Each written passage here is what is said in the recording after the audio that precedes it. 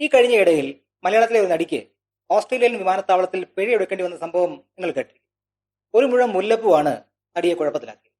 ഇത് ഒരു രാജ്യസുരക്ഷാ പ്രശ്നമാണോ എന്ന് ചോദിക്കുന്നവരോട് ചിലപ്പോൾ ആയി മാറിയേക്കാം എന്നാണ് മറുപടി. പ്രത്യേകിച്ചും ഓസ്ട്രേലിയ പോലെയുള്ള ഒരു ദ്വീപരാഷ്ട്രത്തിൽ. ഓസ്ട്രേലിയയിൽ വിമാനത്താവളത്തിൽ നടിയെ കുടുക്കിയ ആ നടപടിയുടെ പേരാണ് ബയോസെക്യൂരിറ്റി. എന്താണ് ബയോസെക്യൂരിറ്റി? അധിനിവേശ ജീവികൾ അഥവാ ഇൻവേസീവ് ജീവികൾ എന്ന് പറഞ്ഞാൽ എന്താണ്? എങ്ങനെയാണ് അധിനിവേശ ജീവികൾ, ഇൻവേസീവ് ഓർഗാനിസംസ് ഇത്രമാത്രം വളരെ വേഗത്തിൽ പെറ്റുപെരുകുന്നത്? ഓസ്ട്രേലിയ പോലുള്ള ഒരു ദ്വീപരാഷ്ട്രത്തിൽ ബയോസെക്യൂരിറ്റിയുടെ പ്രാധാന്യം എന്താണ്? ഇത്തരം കാര്യങ്ങളാണ് നമ്മൾ ഇന്ന് സംസാരിക്കുന്നത്. നമസ്കാരം, ചെറുതല്ലായ്മ പുതിയ വീഡിയോയിലേക്ക് എല്ലാവർക്കും സ്വാഗതം. ദിവസവും ദശലക്ഷക്കണക്കിന് ആളുകളും കോടിക്കണക്കിന് സാധനങ്ങളുമാണ് ഓരോ രാജ്യങ്ങളുടെയും അതിർത്തി കടക്കുന്നത്. അവയ്ക്കൊപ്പം അദൃശ്യരായ ചില യാത്രക്കാരും കടന്നുകൂടാറുണ്ട്. ഷഡ്പദങ്ങൾ, ചിലതരം ജീവികൾ, ചില വിത്തുകൾ, സ്പോറുകൾ, ഫംഗസുകൾ, മറ്റ് സൂക്ഷ്മാണുക്കൾ എന്നിങ്ങനെയുള്ളവ. ഈ ചെറിയ സഞ്ചാരികൾ ഉപദ്രവമില്ലാത്തവരാണെന്ന് തോന്നുമെങ്കിലും ആവാസ വ്യവസ്ഥകളെ തകർക്കാനും വിളകൾ നശിപ്പിക്കാനും മാരകമായ രോഗങ്ങൾ പരത്താനും ചിലപ്പോൾ ഇവർക്ക് കഴിയും. അതുകൊണ്ടാണ് ഓരോ രാജ്യവും ബയോസെക്യൂരിറ്റി എന്ന ജൈവ സുരക്ഷാ കവചം ഇത്രമാത്രം ശക്തമാക്കുന്നത്. എന്താണ് ജൈവ സുരക്ഷ അഥവാ ബയോസെക്യൂരിറ്റി? ചെടികളിലെ കീടങ്ങൾ, മൃഗങ്ങളിലെ രോഗങ്ങൾ, അധിനിവേശ ജീവികൾ, അല്ലെങ്കിൽ ഇനി ജൈവായുധ ഭീഷണി പോലും ആകട്ടെ, അപകടകരമായ ജൈവ വസ്തുക്കൾ രാജ്യത്തേക്ക് പ്രവേശിക്കുന്നതും പടരുന്നതും തടയുന്ന ശാസ്ത്രീയമായ ഒരു സംവിധാനമാണ് ജൈവ സുരക്ഷ. ചുരുക്കത്തിൽ മനുഷ്യർക്കും മൃഗങ്ങൾക്കും സസ്യങ്ങൾക്കും പരിസ്ഥിതിക്കും ജൈവപരമായ സുരക്ഷ ഉറപ്പാക്കുക എന്നതാണ് ഈ പദ്ധതിയിലൂടെ ലക്ഷ്യമിടുന്നത്. എന്തുകൊണ്ടാണ് ജൈവ സുരക്ഷ പ്രാധാന്യം അർഹിക്കുന്നത്? പ്രധാനമായും 3 തരത്തിലുള്ള പ്രാധാന്യം ജൈവ സുരക്ഷയ്ക്കുണ്ടെന്ന് നമുക്ക് പറയാം. അതിൽ ഒന്നാമത്തതാണ് ബയോളജിക്കൽ ഇമ്പോർട്ടൻസ്, ജൈവികമായ പ്രാധാന്യം. കാർഷിക വിളകളിലെ രോഗങ്ങൾ മുതൽ കന്നുകാലികളിലെ പകർച്ചവ്യാധികൾ വരെ ജൈവ ഭീഷണിക്ക് ഭക്ഷ്യസുരക്ഷയെ ബാധിക്കാൻ വരെ കഴിയും. ഉദാഹരണത്തിന്, ഒരൊറ്റ അധിനിവേശ ജീവി ഒരു രാജ്യത്ത് കടന്നുകൂടിയാൽ വലിയ കൃഷിനാശം വരുത്തി കർഷകരെ, കാർഷിക മേഖലയെ പ്രതിസന്ധിയിലാക്കാനും രാജ്യത്തിന്റെ ഭക്ഷ്യസുരക്ഷയെ ഒരുപക്ഷെ അപകടത്തിലാക്കാനും സാധിക്കും. രണ്ടാമത്തതാണ് പാരിസ്ഥിതിക പ്രാധാന്യം. അബദ്ധത്തിൽ കടന്നു വരുന്ന അധിനിവേശ ജീവികൾ തദ്ദേശീയമായ ആവാസ വ്യവസ്ഥയെ ഒരുപക്ഷെ കീഴടക്കിയേക്കാം. ഒരു തവണ ഒരു ആവാസ വ്യവസ്ഥയിൽ ഇവർ നിലയുറപ്പിച്ചാൽ അവിടെ നിന്നും പൂർണ്ണമായി ഇവരെ ഒഴിവാക്കുന്നത് അസാധ്യമാണെന്ന് തന്നെ പറയാം. ഇത്തരം ജീവികൾ വേരുറപ്പിക്കുന്നതിന് മുമ്പ് തന്നെ അവയെ തടയുന്ന ആദ്യത്തെ പ്രതിരോധ സംവിധാനമാണ് ബയോസെക്യൂരിറ്റി. ബയോസെക്യൂരിറ്റി ഒരു രാജ്യത്ത് നടപ്പാക്കുന്നതിന് സാമൂഹിക സാമ്പത്തിക പ്രാധാന്യവും കൂടിയുണ്ട്. അധിനിവേശ ജീവികൾ കടന്നുകൂടുന്നത് ഭക്ഷ്യസുരക്ഷയെ ബാധിക്കാനും അതുമൂലം ഭക്ഷണ ദൗർലഭ്യം ഉണ്ടാവുകയും ഭക്ഷ്യവില കൂടുകയും ചെയ്തേക്കാം. ഇത് ആ രാജ്യത്തിന്റെ അല്ലെങ്കിൽ ആ പ്രദേശത്തിന്റെ സാമൂഹിക സാമ്പത്തിക പ്രശ്നത്തിന് ഒരു കാരണമായേക്കാം.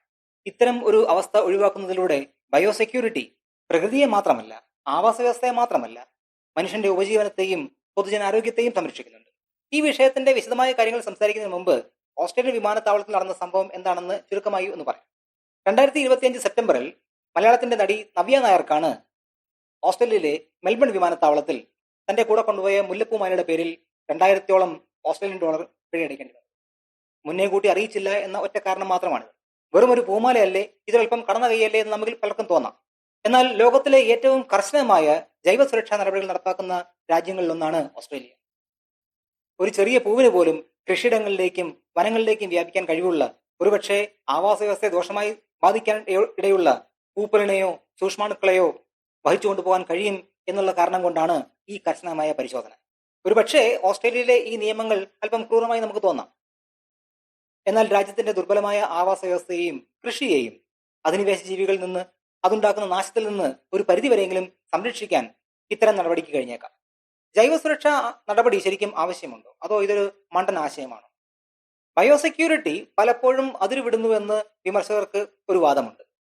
നിരുപദ്രവകാരികളായ സാംസ്കാരിക വസ്തുക്കൾക്ക് പോലും പിഴ ചുമത്തുക, യാത്രക്കാർക്ക് ബുദ്ധിമുട്ടുണ്ടാകുക, അവരിൽ ഭയം സൃഷ്ടിക്കുക, ഒരു വെറും പൂമാലയെ പോലും രാജ്യസുരക്ഷയെ ബാധിക്കുന്ന ജൈവ ഭീഷണിയായി കാണുക, ഇതെല്ലാം അല്പം അമിതമല്ലേ എന്നാണ് ഈ കൂട്ടരുടെ വാദം.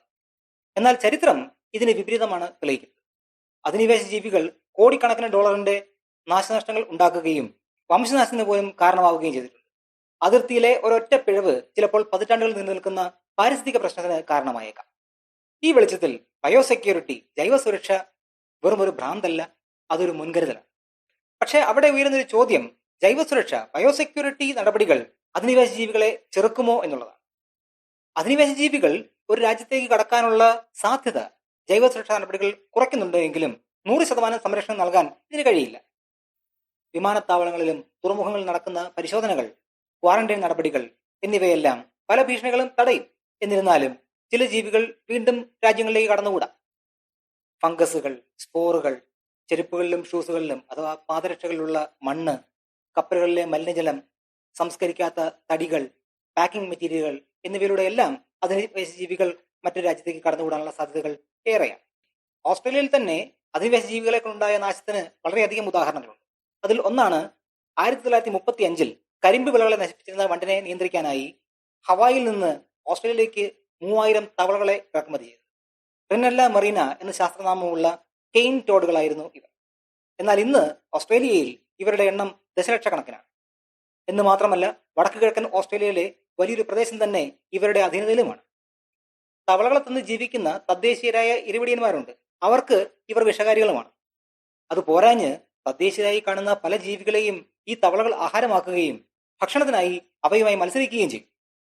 ഈ കാരണത്താൽ ചിലയിനം പല്ലികൾ, ഉരകങ്ങൾ, ചിലയിനം പാമ്പുകൾ, ശുദ്ധജല മുതലകൾ, മാഴ്സുപ്പിയലുകൾ എന്നിവയുൾപ്പെടെ ഒരു വലിയ വിഭാഗം ജീവികളുടെ തദ്ദേശീയരായ ജീവികളുടെ എണ്ണം ഓസ്ട്രേലിയയിൽ ഗണ്യമായി കുറഞ്ഞു. തീയുറുമ്പുകൾ അഥവാ ഫയർ ആൻഡ് എന്നറിയപ്പെടുന്ന സൊളനോപ്സിസ് ഇൻവിക്റ്റ എന്ന ഉറുമ്പുകളും ഓസ്ട്രേലിയയിൽ നാശം വിതയ്ക്കുന്ന അധിനിവേശ ജീവികളിൽ ഒരാളാണ്. കപ്പൽ മാർഗം ഓസ്ട്രേലിയയിൽ അബദ്ധവശാൽ വ്യാപിക്കപ്പെട്ടുപോയ ഈ ഉറുമ്പുകൾ ക്വീൻസ്ലാൻഡ് പ്രവിശ്യയിൽ അതിവേഗം വ്യാപിക്കുകയും ഗുരുതരമായ പാരിസ്ഥിതിക, സാമ്പത്തിക, സാമൂഹിക ഭീഷണി ഉയർത്തുകയും ചെയ്തുകൊണ്ടിരിക്കുകയാണ്. വലിയ കൂട്ടമായി കഴിയുന്ന ഈ ഉറുമ്പുകൾ തദ്ദേശീയരായ ഷഡ്പദങ്ങൾ, ഉരകങ്ങൾ, പക്ഷികൾ, ചെറിയ സസ്തനികൾ എന്നിവയെ ആക്രമിക്കുകയും തദ്ദേശീയമായ ഉറുമ്പുവർഗ്ഗങ്ങളുമായി തീറ്റയ്ക്കായി മത്സരിക്കുകയും ചെയ്യുന്നു. ക്വീൻസ്ലാൻഡ് പ്രവിശ്യയിൽ പാരിസ്ഥിതിക പ്രത്യാഘാതങ്ങൾ ഒരുപാടുണ്ടാക്കിയ ഈ ഉറുമ്പുകൾ മനുഷ്യരിലും ചൊറിച്ചിലും അലർജിയും മൂലം ഉണ്ടാക്കുന്ന ബുദ്ധിമുട്ടുകൾ ഉണ്ടാക്കുന്നുണ്ട്. രാജ്യവ്യാപകമായി ഈ ഉറുമ്പുകൾ പടരുന്നത് തടയാൻ കർശനമായ ജൈവ സുരക്ഷാ നടപടികളും കോടിക്കണക്കിന് ഡോളർ ചെലവഴിച്ചുള്ള സുരക്ഷാ സംവിധാനങ്ങളുമാണ് ഓസ്ട്രേലിയ ചെയ്തുകൊണ്ടിരിക്കുന്നത്. ചുരുക്കത്തിൽ, വിമാനത്താവളങ്ങളിലോ അല്ലെങ്കിൽ തുറമുഖങ്ങളിലോ അല്ലെങ്കിൽ പോട്ടെ അതിർത്തികളിലോ നടത്തുന്ന ഇത്തരം ബയോസെക്യൂരിറ്റി നടപടികൾ ഒരു ഫസ്റ്റ് ലൈൻ ഡിഫൻസ് ആണെന്ന് പറയാം. ഒരു അധിനിവേശ ജീവി കടന്നു കൂടിയതിനു ശേഷം അതിനെ തുരത്തുന്നതിനേക്കാൾ വളരെ ചെലവ് കുറഞ്ഞതും സുരക്ഷിതവുമായ മാർഗമാണ് ഇത്. അധിനിവേശ ജീവികൾ അല്ലെങ്കിൽ ഇൻവേസീവ് സ്പീഷീസ് ഒരു പ്രദേശത്ത്, ഒരു ആവാസ വ്യവസ്ഥയിൽ ഇത്രമാത്രം തീവ്രമായ വേഗതയിൽ പെറ്റുപെരുക്കുന്നത് എങ്ങനെയാണെന്ന് നിങ്ങൾ ചിന്തിച്ചിട്ടുണ്ടോ? എക്കോളജി പഠിക്കുമ്പോൾ ഇതിനെപ്പറ്റി ചില സിദ്ധാന്തങ്ങൾ പറയും. ഇതേപ്പറ്റി ഒരു 4-5 സിദ്ധാന്തങ്ങൾ ഉണ്ട് എങ്കിലും പ്രധാനപ്പെട്ട 2 പറയാം നിങ്ങളുടെ ഒരു അറിവിലേക്കായി. അതിൽ ഒന്നാമത്തേതാണ് എനിമി റിലീസ് ഹൈപ്പോത്തസിസ്. അതായത്, ഒരു ജീവി ഒരു പുതിയ ആവാസ വ്യവസ്ഥയിൽ വന്ന് അകപ്പെടുന്നു. ആ ജീവി അവിടെ ഒരു പുത്തൻ ആളാണ്. ഇയാൾ ഏതാണെന്ന് അവിടെ തദ്ദേശീയരായിട്ടുള്ള ആൾക്കാർക്ക് അറിയുകയില്ല. ഇയാൾ തിന്നാൻ കൊള്ളാവുന്നതാണോ അല്ലയോ, ഉപദ്രവകാരിയാണോ ഗുണകാരിയാണോ, ഇതൊന്നും അറിയില്ല. അതുകൊണ്ട് തന്നെ ഈ പുതുതായി വന്നുകൂടിയ ആൾക്ക് ഈ പുതിയ സ്ഥലത്ത് നിലവിൽ ശത്രുക്കളില്ല. ഒരു ജീവിയുടെ വളർച്ചയെ ആവാസ വ്യവസ്ഥയിൽ തടയുന്ന ഏറ്റവും പ്രധാനപ്പെട്ട ഘടകമാണ് അയാളുടെ ശത്രുക്കൾ, അയാളുടെ കോമ്പീറ്ററുകൾ. ഇത് ഇല്ലാതെയാകുന്നതോടുകൂടി ആ ജീവി അവിടെ പൂർണ്ണതോതിൽ പഠനം തുടങ്ങും. കാരണം ശത്രുക്കളില്ല. ശത്രുക്കളുണ്ടെങ്കിൽ മാത്രമേ ഇവരുടെ എണ്ണം തടയുകയുള്ളൂ. പക്ഷേ ഇവരെ പിടിച്ചു തിന്നാനോ ഇവരുടെ എണ്ണം നിയന്ത്രിക്കാനോ അവിടെ നാച്ചുറൽ എനിമീസ് ഇല്ലാതെ പോകുന്നു. അതോടുകൂടി പുതുതായി വന്നുപെടുന്ന ഈ ജീവികൾ എണ്ണത്തിൽ ഏറ്റവും അധികം പെരുകാൻ കാരണമാവും. രണ്ടാമത്തെ ഒരു സിദ്ധാന്തമാണ് സുപ്പീരിയർ കോമ്പീറ്റർ ഹൈപ്പോത്തസിസ്. അതായത്, ഈ പുതിയ ആവാസ വ്യവസ്ഥയിൽ വന്നുപെട്ട ആൾ അവിടെയുള്ള തദ്ദേശീയരേക്കാൾ റിസോഴ്സുകൾ ഉപയോഗിക്കുന്നതിൽ മുൻപന്തിയിലാണ്. എന്താ കാരണം? ഇവർക്ക്, അതായത് പുതുതായി വന്നുകൂടിയ ആൾക്കാർക്ക് അവിടെ നിലവിൽ ശത്രുക്കൾ ഇല്ല. നേരെ മറിച്ച് തദ്ദേശീയരായ ആൾക്കാർ 3-4 പേരുണ്ട്. അവർ തമ്മിലൊരു കോമ്പറ്റീഷൻ കാലങ്ങളായി നിലനിൽക്കുന്നുണ്ട്. അതുകൊണ്ട് റിസോഴ്സ് ഉപയോഗിക്കുമ്പോൾ ഇവർ തമ്മിൽ മത്സരത്തിന് ശേഷം മാത്രമേ അവർക്ക് റിസോഴ്സ് കിട്ടുകയുള്ളൂ. എന്നാൽ ഈ പുതിയ ആളോട് മത്സരിക്കാൻ ആളില്ലാത്തതുകൊണ്ട് അയാൾക്ക് എന്ത് ചെയ്യാം? കിട്ടുന്നത്രയും റിസോഴ്സുകൾ കൂടുതൽ ഉപയോഗിക്കാം. മാത്രവുമല്ല, അവരുടെ എണ്ണത്തെ നിയന്ത്രിക്കാൻ അവിടെ ശത്രുക്കളുമില്ല. അതുകൊണ്ട് എണ്ണത്തിൽ അധികം വർധന ഉണ്ടാകുന്നു. അതോടൊപ്പം റിസോഴ്സുകൾ പങ്കിടാൻ അല്ലെങ്കിൽ റിസോഴ്സുകൾ സ്വീകരിക്കുന്നതിനെ തടയാൻ കോമ്പീറ്റേഴ്സ് ഇല്ല എന്നുള്ളതും ഇവർക്ക് മെച്ചമാകും. ഈ 2 കാരണമാണ് പ്രധാനമായിട്ടും ഒരു ജീവി ഇൻവേസീവ് ആവാൻ കാരണം, അല്ലെങ്കിൽ അധിനിവേശ ജീവിയായി മാറാൻ കാരണം. ഇവിടെ ഒരു കാര്യം കൂടി പറയാം. എല്ലാ അധിനിവേശ ജീവികളും വിദേശികൾ ആകണമെന്ന് നിർബന്ധമില്ല. അധിനിവേശ ജീവികൾ എന്ന് നമ്മൾ ഉപയോഗിക്കുന്ന വാക്കിന്റെ അല്ലെങ്കിൽ പേരിന്റെ ഒരു തെറ്റായ വ്യാഖ്യാനമോ അല്ലെങ്കിൽ ചിന്തയോ ആണ് ഇതിന് കാരണം. ഒരു പരിസ്ഥിതിയിൽ താമസിക്കുന്ന ജീവികളിൽ മറ്റുള്ളവയേക്കാൾ തീവ്രമായ വേഗത്തിലും എണ്ണത്തിലും ഒരു ജീവിക്ക് പെറ്റുപെരുകാൻ കഴിയുന്നുണ്ട് എങ്കിൽ ആ ജീവി അവിടെ ഇൻവേസീവ് ആണ് അല്ലെങ്കിൽ അധിനിവേശ ജീവിയാണെന്ന് മനസ്സിലാക്കണം. അതൊരു പക്ഷേ ആ സ്ഥലത്ത് അതേവരെ ജീവിച്ചിരുന്ന ഒരു തദ്ദേശീയമായ ജീവിയുമാകാം. എന്തെങ്കിലും ചില പാരിസ്ഥിതിക പ്രശ്നങ്ങൾ കൊണ്ടോ അല്ലെങ്കിൽ കാലാവസ്ഥാ വ്യതിയാനം കൊണ്ടോ മറ്റുള്ളവയേക്കാൾ ഒരു മുൻതൂക്കം ഇവർക്ക് കിട്ടിയതാകാം. എന്നാൽ തദ്ദേശീയമല്ലാതെ മറ്റെവിടെ നിന്നെങ്കിലും ഒരു ജീവി കടന്നു വന്ന് ഈ രീതിയിൽ പെരുമാറിയാൽ അതിനെ വിളിക്കുന്നത് ഏലിയൻ ഇൻവേസീവ് സ്പീഷീസ് എന്നാണ്. അതുകൊണ്ട് മനസ്സിലാക്കേണ്ടത് ഇൻവേസീവ് സ്പീഷീസ് അഥവാ അധിനിവേശ ജീവികൾ എന്ന് പറയുന്നത് ഒരു വിശാലാർത്ഥത്തിൽ പറയുന്നതാണ്. ആഗോളവൽക്കരണം വർദ്ധിക്കുമ്പോൾ ജൈവ ഭീഷണിയുടെ സാധ്യതയും വർദ്ധിക്കും. അതുകൊണ്ട് തന്നെ ജൈവ സുരക്ഷയുടെ ഭാവി പൊതുജന അവബോധത്തിലും ആഗോള സഹകരണത്തിലുമാണ്. ഡ്രോണുകൾ, AI, മൊബൈൽ ആപ്ലിക്കേഷനുകൾ എന്നിവ ജൈവ ഭീഷണി നിരീക്ഷിക്കുന്നതിനും റിപ്പോർട്ട് ചെയ്യുന്നതിനുമുള്ള ശക്തമായ ഉപകരണങ്ങളായി മാറിക്കൊണ്ടിരിക്കുകയാണ്. ഓസ്ട്രേലിയയെ അപേക്ഷിച്ച് നോക്കുമ്പോൾ കർശനമല്ല എങ്കിലും ഇന്ത്യയിലും ജൈവ സുരക്ഷാ നടപടിക്രമങ്ങൾ നിലവിലുണ്ട്. അന്താരാഷ്ട്ര വിമാനത്താവളങ്ങളിൽ പ്ലാന്റ് ക്വാറന്റൈൻ ഓർഗനൈസേഷൻ ഓഫ് ഇന്ത്യയും ആനിമൽ ക്വാറന്റൈൻ ആൻഡ് സർട്ടിഫിക്കേഷൻ സർവീസസും രജിസ്ട്രേഷൻ പരിശോധിക്കുന്നുണ്ട്. യാത്രക്കാർ അവർ കൊടുക്കൊണ്ടിരുന്ന സസ്യങ്ങൾ, വിത്തുകൾ എന്നിവയെ റിപ്പോർട്ട് ചെയ്യുക. അതേപോലെ വിത്തുകളും മറ്റ് നടീൽ വസ്തുക്കളും ഇറക്കുമതി ചെയ്യാൻ ഫൈറ്റോ സാനിറ്ററി സർട്ടിഫിക്കറ്റ് നേടുക. വളർത്തുമൃഗങ്ങൾക്കും കന്നുകാലികൾക്കും ഹെൽത്ത് സർട്ടിഫിക്കറ്റ്, അതുപോലെ ക്വാറന്റൈൻ സംവിധാനം ഏർപ്പെടുത്തുക. കാർഗോ, തടി, പലകകൾ എന്നിവയിൽ മറഞ്ഞിരിക്കുന്ന കീടങ്ങളെ നശിപ്പിക്കാൻ ഫ്യൂമിഗേഷൻ ചെയ്യുക എന്നിവയെല്ലാം ഇന്ത്യയിൽ നടത്തപ്പെടുന്ന ചില നടപടിക്രമങ്ങളാണ്. ഓസ്ട്രേലിയയിൽ നിന്ന് വ്യത്യസ്തമായി ഇന്ത്യയിൽ മിക്കപ്പോഴും നിരോധിക്കപ്പെട്ട വസ്തുക്കൾ പിടിക്കപ്പെട്ടാൽ കനത്ത പിഴയില്ലാതെ യാത്രക്കാരെ അത് ഉപേക്ഷിക്കാൻ അവസരം കൊടുക്കാറുണ്ട്. പിന്നെ എന്തുകൊണ്ട് ഓസ്ട്രേലിയയിൽ ഇത്തരം നിയമങ്ങൾ കർശനമായി നടപ്പാക്കുന്നു? നമുക്കറിയാം, ഓസ്ട്രേലിയ ഒരു ദ്വീപ രാഷ്ട്രമാണ്. ദ്വീപ് രാഷ്ട്രങ്ങൾക്ക് മറ്റു ഭൂഖണ്ഡങ്ങളെക്കാൾ പ്രത്യേകമായ ജൈവ സുരക്ഷാ ഭീഷണിയുണ്ടോ? അതെ, തീർച്ചയായും. വലിയ ഭൂവിസ്തൃതിയുള്ള രാജ്യങ്ങളെ അപേക്ഷിച്ച് അല്ലെങ്കിൽ ഭൂഖണ്ഡങ്ങളെ അപേക്ഷിച്ച് ദ്വീപുകൾ അല്ലെങ്കിൽ ദ്വീപ് രാഷ്ട്രങ്ങൾ അധിനിവേശ ജീവികളോട്, അവയുടെ ആക്രമണത്തോട് കൂടുതൽ ദുർബലരാണ്. കാരണം ഒരു ദ്വീപരാഷ്ട്രത്തിലെ അല്ലെങ്കിൽ ഒരു ദ്വീപിലെ ബയോഡൈവേഴ്സിറ്റി എന്ന് പറയുന്നത് എൻഡമിക് ആണ് എന്ന് പറയാം, അല്ലെങ്കിൽ തദ്ദേശീയമാണ്. മറ്റെവിടെയും കാണാനില്ലാത്ത തരം അതുല്യമായ ജൈവ വൈവിധ്യമായിരിക്കും ഒരു ദ്വീപിൽ അല്ലെങ്കിൽ ദ്വീപ് രാഷ്ട്രത്തിൽ ഉണ്ടാവുക. കാരണം വലിയ ഭൂവിസ്തൃതിയുമായി ബന്ധപ്പെട്ട് കിടക്കുന്നതല്ലാത്തത് കൊണ്ട്, ഒറ്റപ്പെട്ട് കിടക്കുന്നത് കൊണ്ട് തന്നെ ദ്വീപിലെ ജീവിവർഗങ്ങൾ ഇൻഡിപെൻഡന്റ്ലി ഇവോൾവ് ആണ്, അല്ലെങ്കിൽ സ്വതന്ത്രമായി പരിണമിച്ചുണ്ടായവയാണ്. പുറത്തുനിന്ന് കടന്നു വരുന്ന ആക്രമണകാരികളായ ജീവികളിൽ നിന്ന് സ്വയം രക്ഷിക്കാനുള്ള കഴിവ് ഇവർക്ക് നന്നായി കുറഞ്ഞിരിക്കും. അതുകൊണ്ട് തന്നെ പുതുതായി എത്തുന്ന ഒരു ഷഡ്പദമോ ജീവിയോ സസ്യമോ ചിലപ്പോൾ സൂക്ഷ്മജീവിയോ പോലും ദ്വീപിലെ പല ജീവികളുടെയും വംശനാശത്തിന് ഇടയാക്കിയേക്കാം. ഉദാഹരണമായി ന്യൂസിലൻഡിലെ കാര്യമെടുക്കുക. നമുക്കറിയാം, ന്യൂസിലൻഡും ഓസ്ട്രേലിയയെ പോലെ ഒരു ദ്വീപ് രാഷ്ട്രമാണ്. ന്യൂസിലൻഡിൽ കടന്നുകൂടിയ സ്റ്റോട്ടുകൾ എന്നറിയപ്പെടുന്ന ചെറിയ കീരികൾ, മസ്റ്റീല എർമീന എന്നാണ് അവയുടെ ശാസ്ത്രനാമം, അതേപോലെ എലികൾ എന്നിവ ന്യൂസിലൻഡിലെ പറക്കാൻ ശേഷിയില്ലാത്ത, പറക്കാൻ കഴിവില്ലാത്ത പല പക്ഷികളുടെയും വംശനാശത്തിന് ഇടയാക്കി. ദ്വീപുകളെ സംബന്ധിച്ച് പറയുകയാണെങ്കിൽ അവിടുത്തെ ആവാസ വ്യവസ്ഥകൾ വളരെ ചെറുതാണ് അല്ലെങ്കിൽ പരിമിതമാണ്. കാരണം ദ്വീപിന്റെ ഭൂപ്രദേശം തന്നെ വളരെ പരിമിതമാണ്. അതുകൊണ്ട് ഏതെങ്കിലും ഒരു ജീവി ഇല്ലാതെയായാൽ പോലും ആ നഷ്ടത്തെ താങ്ങാനുള്ള കഴിവ് ഒരുപക്ഷെ ആ ആവാസ വ്യവസ്ഥയ്ക്ക് അല്ലെങ്കിൽ ഭൂവിസ്തൃതിക്ക് ഉണ്ടായിക്കൊള്ളണമെന്നില്ല.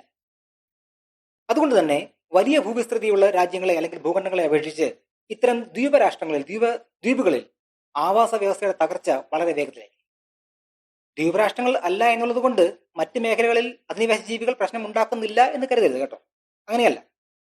ഉപദ്വീപുകളും കര അതിർത്തിയുള്ള രാജ്യങ്ങളുമെല്ലാം ജൈവ ഭീഷണിക്ക് സാധ്യതയുള്ള പ്രദേശങ്ങൾ തന്നെയാണ്. എന്നാൽ ഇവിടെയുള്ള വലുതും വൈവിധ്യമാർന്നതുമായ ആവാസ വ്യവസ്ഥകൾക്ക് അധിനിവേശ ജീവികളുടെ ആക്രമണം ഒരു പരിധിവരെ തടയാൻ സാധിക്കും. ഉദാഹരണത്തിന് ഇന്ത്യയിൽ ലന്താന, പാർത്തീനിയം തുടങ്ങിയ കളകളുടെ ആക്രമണം വളരെയധികമുണ്ട്. പക്ഷെ വിശാലമായ ആവാസ വ്യവസ്ഥ ഉള്ളതുകൊണ്ട് ചെറുദ്വീപുകളെ അപേക്ഷിച്ച് ഇവയുടെ ആക്രമണത്തിന്റെ നാശം ഇത്തരം രാജ്യങ്ങളിൽ കുറവായിരിക്കുമെന്ന് മാത്രം. ഇന്ത്യയിലെ പ്രകൃതിദത്തമായ ആവാസ വ്യവസ്ഥയിൽ, ആവാസ മേഖലയിൽ 2/3 ഭാഗവും, അതായത് ഏകദേശം 66% നിലവിൽ ലന്താന കാമറ, പ്രോസോപ്പിസ് ജൂലിഫ്ലോറ, ക്രോമോലെംന ഓഡറേറ്റ എന്നീ അധിനിവേശ ജീവികളുടെ അധീനതയിലാണ്. ഈ പറയപ്പെട്ട ആൾക്കാരെ നിങ്ങൾ അറിയും. ലന്താന കാമറ എന്ന് പറയുന്നത് നമ്മൾ അരിപ്പൂ എന്ന് പറയുന്ന ചെറു സസ്യമാണ്. പല നിറങ്ങളിൽ നമ്മുടെ പൂന്തോട്ടങ്ങളെ അലങ്കരിക്കുന്ന ഒരു ചെടിയാണ്. തെക്കേ അമേരിക്കൻ സ്വദേശിയാണ് ഈ സസ്യം. നമ്മൾ തമിഴ്നാട്ടിലൂടെ യാത്ര ചെയ്യുമ്പോൾ തമിഴ്നാടിന്റെ വിശാലമായ മരുപ്രദേശങ്ങളിൽ കുറ്റിച്ചെടി പോലെ വളർന്നു നിൽക്കുന്ന മഞ്ഞ പൂക്കൾ ഉണ്ടാകുന്ന ചെടിയാണ് പ്രോസോപ്പിസ് ജൂലിഫ്ലോറ എന്ന ഈ സസ്യം. മൂന്നാമത് പറഞ്ഞ ആൾ ക്രോമോലെംന ഓഡറേറ്റ നമ്മുടെ നാട്ടുവഴിയിൽ കാണപ്പെടുന്ന ഒരു സ്ഥിരം സാന്നിധ്യമാണ്. കമ്മ്യൂണിസ്റ്റ് പച്ച എന്നാണ് നമ്മൾ ഇതിന് നാട്ടിൽ പറയുന്നത്. ഈ സസ്യങ്ങളെല്ലാം തദ്ദേശീയമായ സസ്യങ്ങളുടെ വംശനാശത്തിനും പ്രത്യുൽപാദനത്തിനും ഭീഷണിയായിക്കൊണ്ടിരിക്കുക. മാത്രവുമല്ല മണ്ണിന്റെ ജൈവഘടന മാറ്റിമറിക്കുന്നത് കൊണ്ട് തദ്ദേശീയമായ ജീവികളെ ആശ്രയിച്ച് ജീവിക്കുന്ന മറ്റ് ജീവികളുടെ നിലനിൽപ്പും ഇവർ മൂലം ഭീഷണിയിലാണ്. ഇന്ത്യയിലെ ചില പ്രത്യേക മേഖലകളിൽ ലന്താന ക്യാമറയുടെ ആക്രമണം മൂലം തദ്ദേശീയരായ ചെറുസസ്യങ്ങളുടെ വളർച്ച ഏകദേശം 57% കുറഞ്ഞതായി പഠന റിപ്പോർട്ടുകൾ കാണിക്കുന്നു. ആഗോളതലത്തിൽ ഏതാണ്ട് 3500ഓളം അധിനിവേശ വിദേശ ജീവികൾ, അതായത് ഇൻവേസീവ് ഏലിയൻ സ്പീഷീസ്, തദ്ദേശീയമായ ചെറുസസ്യങ്ങൾക്കും ജീവികൾക്കും ഭീഷണിയാണ് എന്ന് പഠനങ്ങൾ പറയുന്നു. സസ്യങ്ങളുടെയും ജന്തുക്കളുടെയും വംശനാശത്തിൽ 60% കേസുകളിലും അധിനിവേശ ജീവികൾക്ക് പങ്കുള്ളതായി പറയപ്പെടും. ആകർഷകമായ നിറത്തിലുള്ള പൂക്കളോടുകൂടി നമ്മുടെ ജലാശയങ്ങളിൽ നിറഞ്ഞു വളരുന്ന വാട്ടർ ഹയാസിൻ എന്ന പേരുള്ള ഐക്കോർണിയ എന്ന ഈ സസ്യം, ഇത് കാണാത്തവരായി നമ്മളിൽ ആരും ഉണ്ടാവുകയില്ല. തെക്കേ അമേരിക്കൻ സ്വദേശിയായ ഈ സസ്യം നമ്മുടെ ജലാശയങ്ങളിൽ വരുത്തിവെക്കുന്ന പാരിസ്ഥിതിക ഭീഷണി ചില്ലറയല്ല. ഒരുപക്ഷെ നിങ്ങൾ ധാരാളം വാർത്തകൾ ഇതിനെക്കുറിച്ച് പത്രമാധ്യമങ്ങളിൽ അറിഞ്ഞിരിക്കും. ചുരുക്കത്തിൽ, ബയോസെക്യൂരിറ്റി വിമാനത്താവളത്തിലെയോ തുറമുഖത്തിലെയോ ഒരു ചെക്ക് പോയിന്റിൽ കാണപ്പെടുന്ന ഒരു ചെറിയ നടപടിയായി മാത്രം നിങ്ങൾക്ക് തോന്നിയേക്കാം. പക്ഷേ യഥാർത്ഥത്തിൽ നമ്മുടെ ഭക്ഷണത്തെയും ആരോഗ്യത്തെയും ഭാവിയെ സംരക്ഷിക്കുന്ന ആദ്യത്തെ പ്രതിരോധ മതിലാണ്. ജൈവസുരക്ഷ എല്ലായിടത്തും പ്രധാനമാണ്. എന്നാൽ ദ്വീപുകൾക്കും ദ്വീപ് രാഷ്ട്രങ്ങൾക്കും ഇത് ജീവിതം അല്ലെങ്കിൽ മരണം അഥവാ ഡു ഓർ ഡൈ എന്ന രീതിയിൽ നിർണായകമാണ്. പ്രതിരോധം ചികിത്സയേക്കാൾ ഉത്തമമാണ് എന്ന തത്വമാണ് ജൈവസുരക്ഷയിൽ പ്രധാനം. കാരണം ഒരു അധിനിവേശ ജീവി ഒരു ആവാസ വ്യവസ്ഥയിൽ വേരുറപ്പിച്ചു കഴിഞ്ഞാൽ അതിനെ അവിടെ നിന്ന് പൂർണ്ണമായി നീക്കം ചെയ്യുക എന്നുള്ളത് ഏകദേശം ഏറെക്കുറെ അസാധ്യമായ കാര്യമാണ്. അതുകൊണ്ട് ഓസ്ട്രേലിയൻ വിമാനത്താവളത്തിലെ സംഭവത്തിലേക്ക് തിരിച്ചു വന്നാൽ അത് വെറും ഒരു പൂമാലയല്ലേ എന്ന് തോന്നുന്നത് സുരക്ഷിതമായ ഒരു ആവാസ വ്യവസ്ഥയും തീവ്രമായ ഒരു പാരിസ്ഥിതിക ദുരന്തവും തമ്മിലുള്ള ദൂരം മാത്രമായേക്കാം. അതുകൊണ്ട് ജൈവ സുരക്ഷ, ബയോസെക്യൂരിറ്റി ഒരു മണ്ടൻ ആശയമല്ല. അത് നമ്മുടെ പരിസ്ഥിതിയുടെ, നമ്മുടെ തന്നെ നിശബ്ദനായ ഒരു കാവൽക്കാരനാണ്. മറ്റൊരു വിഷയവുമായി അടുത്ത വീഡിയോ നമുക്ക് വേണ്ടി